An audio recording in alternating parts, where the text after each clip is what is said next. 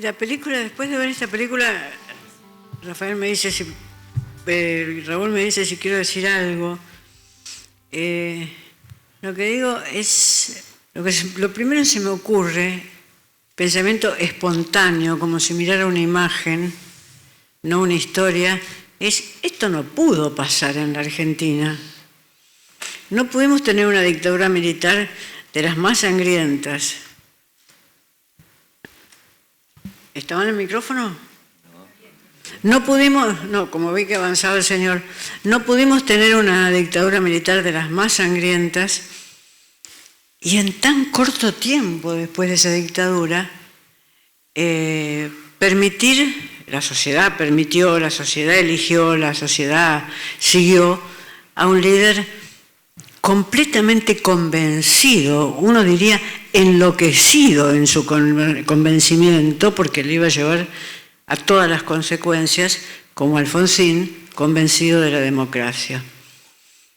Es decir, parece casi como si Raúl hubiera escrito una parábola que debía suceder en el futuro, no que sucedía en la Argentina en la cual yo viví y seguí todos estos acontecimientos. La película le da una centralidad a la política que me parece fundamental. ¿Qué quiero decir con esto? La política ya sabemos que es una dimensión más en las sociedades, en el mundo social, pero sin que la política funcione con este tipo de dirigentes, aunque tengan ideas opuestas, pero este tipo de dirigentes, esa función fundamental que la política teóricamente tendría que tener establecida en la ciudad, la pierde. Cuando aparece Menem, hacia el final de la película, uno dice, acá terminamos, y acá terminó también el presidente Alfonsín, o por lo menos terminó un capítulo fundamental en su historia. Cuando aparece Menem en esta película, yo no tuve los mismos sentimientos que tuve cuando apareció Menem y dije, ¿volvió al pasado? ¿Es posible que vuelva al pasado? Y con el pasado quiero designar el federalismo reaccionario, porque hay un federalismo progresista, organizador, estructurador en la Argentina, y lo hubo desde el comienzo, pero también tuvo esa vertiente feudal, autoritaria y reaccionaria. Bueno, todo esto me hizo pensar la película mientras aparecía a Alfonsín todo el tiempo, pero que debo atribuir, que yo haya pensado todo esto, debo atribuir al mérito del film. Es decir, que mientras aparecía Alfonsín registrado casi en un presente de la historia que iba aconteciendo, mientras aparecía registrado casi en ese presente, yo podía mirar hacia atrás. Me puso en condiciones el film de mirar hacia atrás y de mirar hacia adelante. Es decir, me puso en condiciones de hacer una especie de rememoración histórica y también de advertencia. Ojo, nos pasó una vez, puede ser que nos pase en algún otro momento, si no cuidamos, como Alfonsín lo cuidó, nuestra democracia.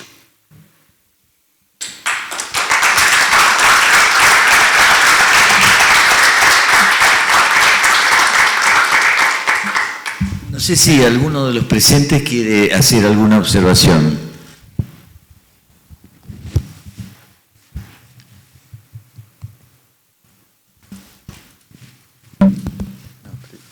Para alguien. No se ve nadie.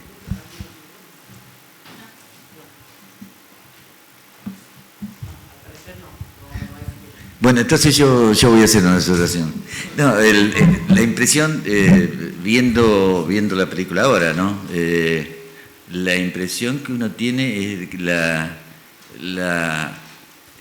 actualidad de algunas cuestiones planteadas por, digamos, el discurso político de Alfonsín. Porque por un lado están evidentemente sus problemas con los militares, digamos, que ocupa toda la primera parte. Y después está en eso que, en lo que es Alfonsín en la convención y 2 años después, cuando vino a la universidad, en donde dice cosas que resuenan hoy en día, digamos.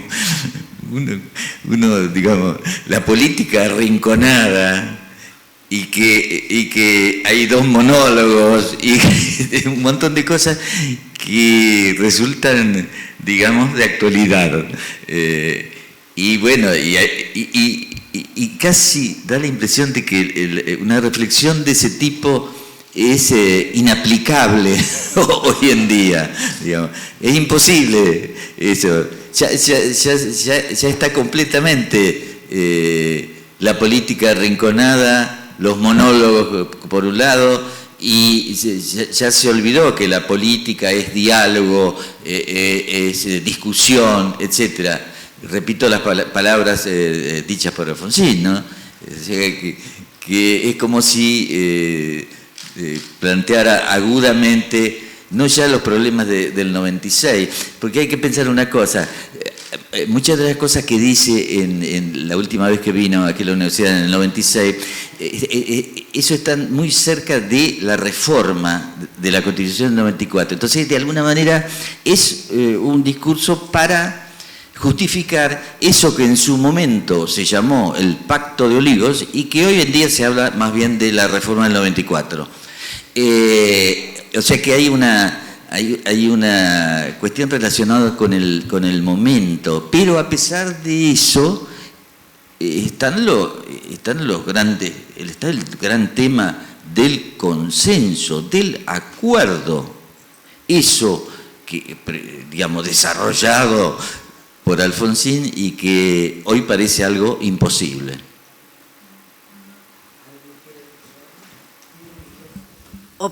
O también se cambian los modelos y los funcionamientos de los acuerdos y de los consensos. A cualquiera de nosotros es libre y tendrá todos los argumentos para decir que los consensos que hoy se logran no le gustan. Pero acá hubo pacto de Gualeguaychú, ¿no? El mismo radicalismo firmó un pacto de Gualeguaychú. Es decir, que la Argentina ha pasado por diversas formas y por diversos contenidos de los consensos. Poner al de Alfonsín como el consenso paradigmático que cumpliría todos nuestros deseos es un poco arriesgado después de los años que han pasado. Ha habido consensos que en algunos casos evitaron discusiones que podrían haber llegado a ser graves. Eso por una parte. Por otra parte hay que mencionar, me parece a mí, que lo que hizo Alfonsín con las Fuerzas Armadas fue profundo. Aunque hubo algunas aventuras militares posteriores, se volvieron, uno diría, técnicamente imposibles, técnicamente en su posibilidad de actuar sobre los objetivos que se habían planteado, y también técnicamente porque Alfonsín recortó de alguna manera, que nos podría explicar un experto en cuestiones militares, recortó de alguna manera la concentración de poder de esas Fuerzas Armadas y de esa Dirección General del Ejército. O sea que ahí hay un reconocimiento que debería correr en manos o estar en manos de quienes conozcan a fondo cómo es la estructuración de esas Fuerzas Armadas. Ahora, hasta el último día, el pobre Alfonsín soportó toda la cuestión. Lo que pasa en diciembre del 88, cuando el 1 de diciembre se subleva Seineldín, y después hay un acuerdo que se hace contra las órdenes expresas de Alfonsín de que no hubiera negociación. Hay un acuerdo entre Cariri y entonces la situación es espantosa, es terrible, no tiene poder, es desobedecido. O sea que el problema militar surgió, digamos, subsistió hasta el final. El final tuvo la complicación de Menem, candidato y presidente electo, y sus relaciones con los Carapintada, en fin, era una situación confusa, y hasta el final estuvo ahí el problema militar, como se podría decir, planteando dificultades a Alfonsín, ¿no? Porque las planteaba en el interior mismo del otro gran partido. Porque en el interior mismo del Partido Radical había sectores, que uno podía decir de derecha, etcétera, que no estaban de acuerdo con una política tan intransigente con las Fuerzas Armadas. Hay fotos de la prensa en la cual uno reconoce algunas caras. Yo puedo decir que más que reconocer algunas caras, reconocí personas, porque fui a una ruta en ese momento. O sea que ninguno de los dos llamados grandes partidos argentinos son santos. Que la UCR haya logrado un estatuto de enorme responsabilidad con Alfonsín es cierto, pero ninguno de los dos carece de las tentaciones que tuvo el peronismo durante no mucho tiempo seguido, sino durante momentos en estos años. O sea que los dos grandes partidos tienen una responsabilidad muy fuerte en esto, y no solamente el justicialismo, me parece. Sí, en ese sentido, digamos, el peronista que pensaba muy parecido a Alfonsín era Cafiero, con que, digamos, que Alfonsín lo explicita en sus artículos y todo eso, y cuya cercanía a Alfonsín no le fue nada provechosa dentro de su propio partido. Hay cosas, viendo algunos detalles de las cuestiones, surgen, digamos, cuando él entrega anticipada el gobierno, menciona explícitamente al vicepresidente Martínez, que se sabía que circulaban rumores de todo tipo respecto a que, digamos, Alfonsín se fuera y Martínez asumiera, digamos. Entonces, aquí hay un acento puesto que... Hay, exactamente como en el caso de Guido, que, digamos, no era el vice, pero era el presidente del Senado, en consecuencia... es así, claro, y uno dice, esta cuestión, y digamos, y uno, en ese caso, el discurso en donde anuncia que va a entregar anticipada, uno no puede ver la tos de Alfonsín, tose. Entonces, y enuncia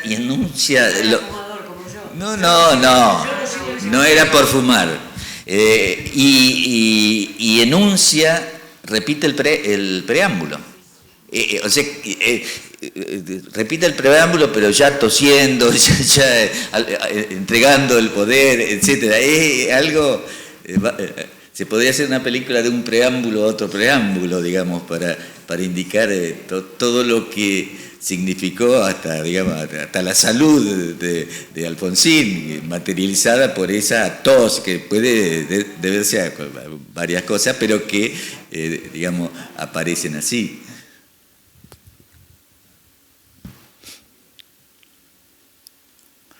Y después hay un momento ejemplar, que es cuando Alfonsín entrega el poder a Menem. Es muy impresionante ver el carácter, digamos, republicano de Alfonsín, aplaudiéndolo a Menem permanentemente, sí, y en un contexto totalmente, digamos, lleno de menemistas, de una manera. Bueno, pero pensemos, no por hacer un alegato pro Menem, pensemos qué hubiera sucedido si Menem no... Pensemos, no para hacer un agregato pro Menem, sino como se piensa la historia, que es qué sucede cuando otras alternativas hubieran sido posibles. Pensemos que Menem hubiera dicho, no, yo en esta no agarro, me va a tocar en la próxima vuelta cuando agarre algún gil de mi partido, pero en esta no agarro.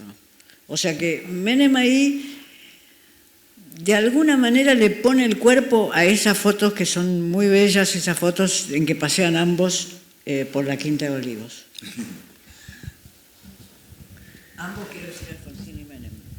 Bueno, como se ve, hay opiniones diversas en relación a situaciones y eso. No, el hecho, bueno, de haber trabajado en la película implica que uno vio 1000 veces todas las cosas, entonces uno empezaba a ver los detalles.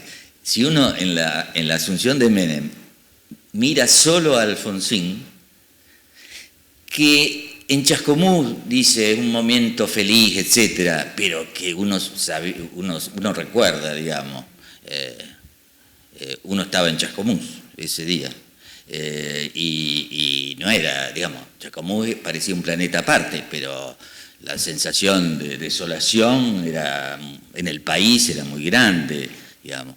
Y entonces él, a pesar se empecina en hablar del momento de felicidad para todos debido a que un presidente, después del sufragio universal, un presidente democrático le dije a otro presidente democrático. Él ahí está esforzándose un poco en esa alegría. Eso tiene un lado de fingimiento de parte de Alfonsín, pero otro lado de celebración verdadera, como sucede en los políticos, que dice yo con esta, está al lado del sufrimiento que es el del momento, pero también está una celebración verdadera que dice yo con esta paso a la historia. Soy el primero que en la historia argentina le pasó a un presidente electo, otro presidente electo, las dificultades que tuvimos se van a borrar, etcétera. O sea que también está en esas estamos dados a interpretar, ¿no? Como se interpreta un cuadro. En esas sonrisas también está la sensación de que labor cumplida, aunque el que me suceda sea este tirifilo, que lo que se ocupa es de salir con mujeres o de no sé qué. Aunque lo que me sucede es esto, la labor es cumplida porque se lo logré. Después de lo de Rico, después de las insurrecciones militares que hubo, que pequeñas pero que estuvieron ahí, después de eso yo logré pasárselo a otro presidente. Está bien, si se lo hubiera querido pasar a Ítalo Luder no le hubiera salido, pero logró, uno diría en el nivel simbólico estructural, lo que la democracia necesitaba en ese momento y que Alfonsín está bien. Yo no lo criticaría por decir cumplí mi tarea, aunque no sea una victoria en todos los frentes.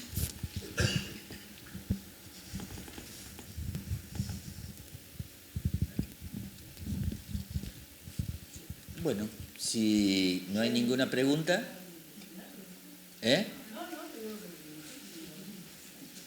porque todos, digamos, todos tenemos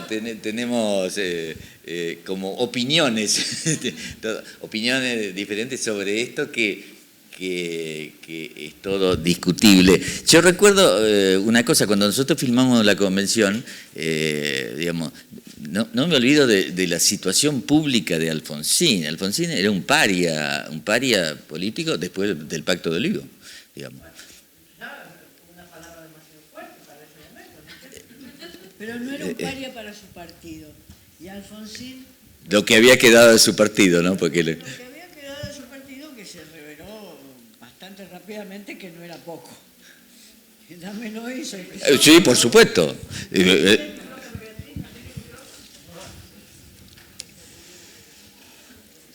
¿Quién? ¿Quería alguien hablar ahí? No, están hablando entre acá Isabel... Beatriz, aprovechando que estás acá en Santa Fe, y bueno, ya se ha agotado el debate sobre la película, o el análisis de la película, me gustaría una reflexión tuya sobre la actual situación, acá política, y esta coyuntura que nos enfrentamos ahora, en los próximos días, en la elección de los próximos días, y las posibilidades que se abren hacia adelante. Claro, pero no cumplimos con los acuerdos. Yo vine a ver esta película que no había visto, que me parece un trabajo extraordinario, vine a ver esta película que no había visto y hablar sobre ella. Una reflexión mía ahora sí, rápido. ¿De cuántos minutos? No vale. No vale. Es como si yo a ustedes que acaban de escuchar con un respeto que agradezco enormemente este diálogo y que acaban de ver con un respeto que agradezco muchísimo más como público la película, ahora yo les dijera, bueno, y aparte de esta película, ¿qué otra cosa vieron en las que se están haciendo nuevas de rock? Y ustedes me dirían, pero Sarlo, no me cambié de conversación. Me estás sacando 70 años que fueron los que pasaron, o 60 años que fueron los que pasaron. Me parece que entrar a hablar del presente, digo, escribo cada 15 días sobre el presente, pero me parece que es trastornar el pacto sobre el cual está armada, el pacto discursivo. Así somos los argentinos, tendemos a transformar el pacto discursivo sobre los cuales nos estamos manejando. Íbamos a hablar de este film que yo no había visto, sí, le conocía el tema, o sea que corría el riesgo, ahora voy a hacer mi autoelogio, corría el riesgo de ver una película que yo no había visto para hablar de ella, etcétera. Pero hasta ahí llegaba nuestro pacto discursivo y el pacto discursivo de ustedes como público también. Entonces, ¿qué opino del presente? No me parece. Si podemos pararnos en la esquina, tomarnos una ginebra y hablar del presente, pero no me parece en este marco, en el marco de la película que se dio. Tendemos a destruir los buenos marcos discursivos que nosotros mismos logramos construir. Y entonces yo empiezo a hablar del presente y podemos terminar todos tirándonos, yo tirando esta lata de Coca-Cola cero, etcétera. No, que digamos, quisiera defender la pregunta, porque es media obvia, porque en este momento, en todas las veces que uno toma un remis o un taxi, se habla de eso, en consecuencia. No, jamás, no. A nadie le interesa, en consecuencia, eso, digamos, es una pregunta media obvia debido a ver, ¿de qué manera las cuestiones planteadas en la película pueden tener una prolongación que llegue hasta hoy? Es eso, digamos, la legitimidad de la pregunta, porque hay cosas, cuando uno escucha algunas cosas, resuenan de una manera, digamos. Yo creo que más bien uno se traslada en el mundo de la película, porque no resuena de manera, me parece, actual. La película nos traslada ahí y nos traslada de manera tan real, con sus imágenes de noticieros, etcétera, pero no resuena de manera tan actual. No hay militares que puedan actuar así, por ejemplo, o sea que no puede resonar así. El último fue Aldo Rico y se la dieron, pero se la dieron gracias que había estado Alfonsín.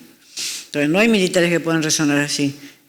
Ojalá esta afirmación sea equivocada, pero por el momento... Pero en la última parte de Alfonsín, cuando está en Santa Fe, en el 96, ahí es cuando habla de consenso y ahí es cuando se puede uno proyectar, digamos, quizá exageradamente, puede ser, pero a la situación medio atemporal, digamos, buscar los consensos para que la democracia no se hunda.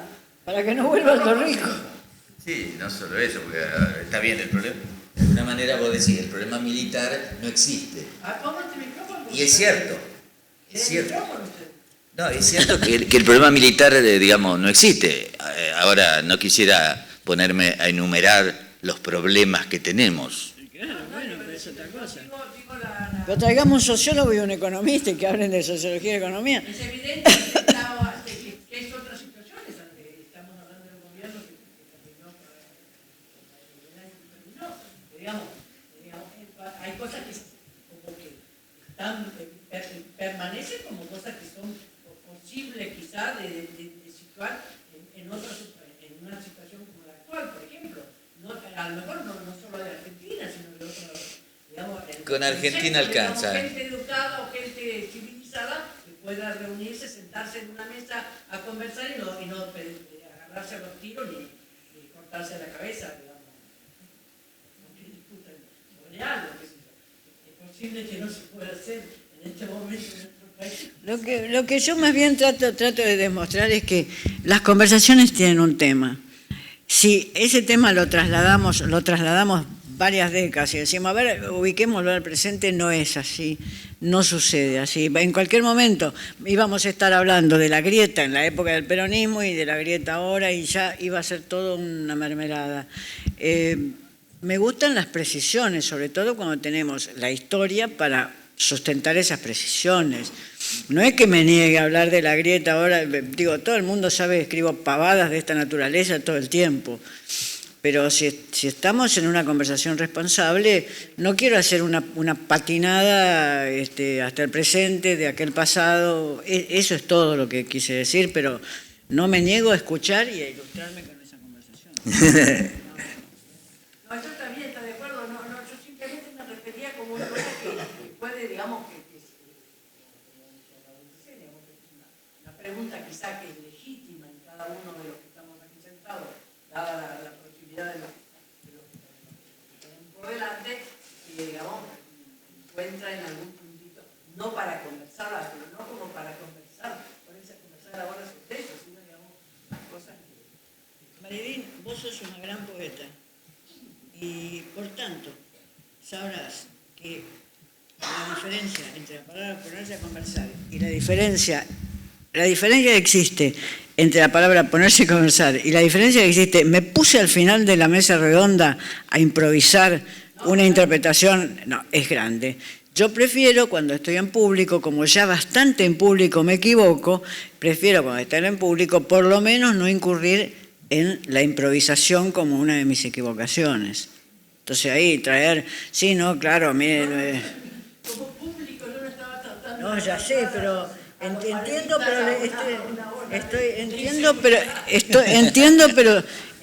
lo que digo, pero en un intercambio de preguntas, en general hay un moderador que dice, bueno, las preguntas están sobre estos temas y no sobre otros. Si yo tengo que empezar a pensar en perspectiva... Como moderador. Si tengo que pensar en perspectiva los últimos 90 años de historia argentina, yo digo, no me avisaron que trajera un machete de los últimos 90 años. Eso es todo lo que hago frente a la pregunta. Yo creo que el público tiene toda la razón del mundo y la legitimidad para hacer la pregunta, pero también los que estamos como respondedores de las preguntas decimos, no, yo a eso no llego, no voy a responder sobre eso. Quizás una pregunta más interesante sería pensar, ¿hubiera sido posible un Gualeguaychú en el año 70? ¿Un pacto de Gualeguaychú en el año 70? ¿Hubiera sido posible? Quizás preguntas más verosímiles y adaptadas a los rasgos y a las cualidades de los protagonistas. Porque los mismos protagonistas es muy difícil ponerlos en escenarios completamente diferentes. Si a mí me ponen un escenario que tengo que hacer de alta, me caigo. ¿No? Digo, todo el mundo se dio cuenta que soy enana. Si a mí me ponen un escenario donde yo no tengo que representar de alta, me caigo. Entonces, por eso yo digo, no pensemos esa pregunta. Yo no pienso ahora, pero dejémosla escrita y reunámonos en Santa Fe dentro de 6 meses a responderla. Porque la bibliografía está, uno lo ha pensado, ha escrito sobre eso, pero ahora, ¡tac! Vas a saber en qué situación estaremos dentro de 6 meses. Sí, claro. Eso también. Acá hay otra pregunta. Sí. Sí, hola, buenas noches. Sí. Muchísimas gracias primero por el documental y también por esta posibilidad de escucharlos. Gracias Beatriz, gracias Raúl. Mi pregunta vuelve a la especificidad del cine y del documental y me gustaría, si Raúl nos puede comentar cuál fue el trabajo en relación con el guión, cuánto tiempo duró esa preparación, el desafío después de buscar otras voces para completar ese relato. Nos interesa especialmente poder escucharlo. ¿Seguro? Plantea muchas cuestiones que podrían, digamos, el trabajo en esta película en particular fue muy raro para uno. Desde comienzo del año pasado empezamos a trabajar y hay